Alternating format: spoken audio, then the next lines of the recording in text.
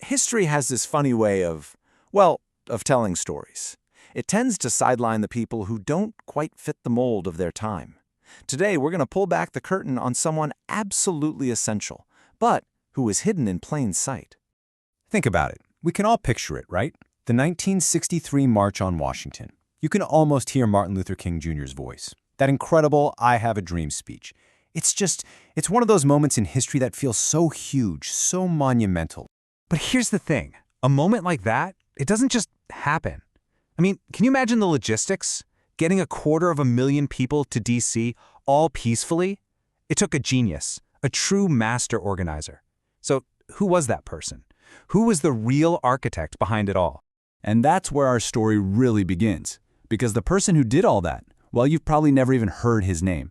The chief organizer of one of the most famous events of the 20th century was basically erased from the history books. And that's exactly why we need to talk about him. His name was Bayard Rustin, and he wasn't just some guy in the crowd. No, he was one of the key architects of the whole dream. The strategist, the brilliant mind who made so many of the movement's biggest moments actually happen.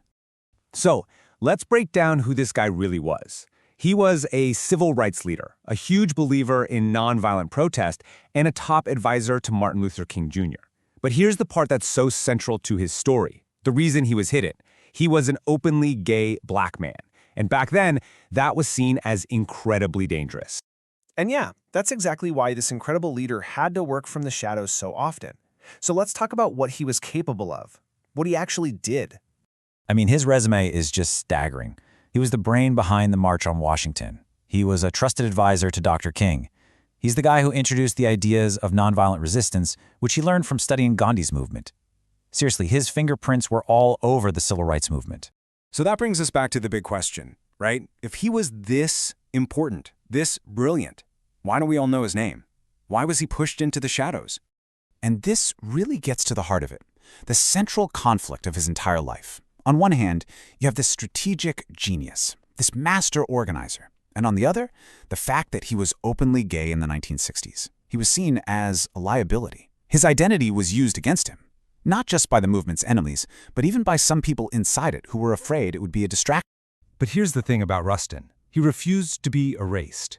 He got it. He knew that visibility is powerful, for sure, but the strategy, the actual work, was everything. So he kept at it, guiding and building the movement from behind the scenes, proving over and over just how indispensable he was.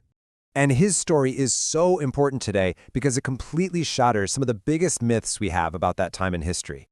Okay, so myth number 1. The idea that queer activism is something new, that it didn't really exist during the civil rights era. Yeah, that's just flat out wrong. And Bayard Rustin is the living proof. The truth is, queer people have always been a part of liberation movements, leading, organizing, fighting, even when the history books tried to write them out.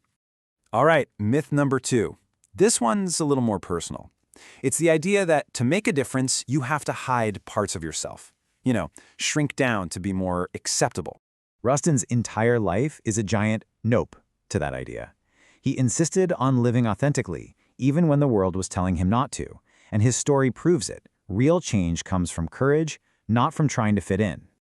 So where does that leave us? What is his real legacy, and why does it matter so much right now? It really comes down to this powerful idea he understood deep in his bones. You can't fight for freedom selectively. You just can't. Justice isn't something you can slice up and hand out to some people, but not others. His entire legacy stands right at that crossroads, that intersection of Black liberation and LGBTQ+ rights.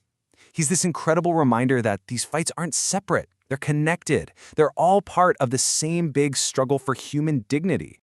So if there's one crucial thing to take away from Bayard Rustin's story, it's this. Our movements, our fights for justice are always strongest when they include everyone. It's that simple. Remembering Bayard Rustin isn't just about looking back.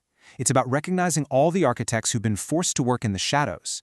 And it leaves us with a really important question to ask ourselves. Whose story are we still not hearing? And what are we going to do about it?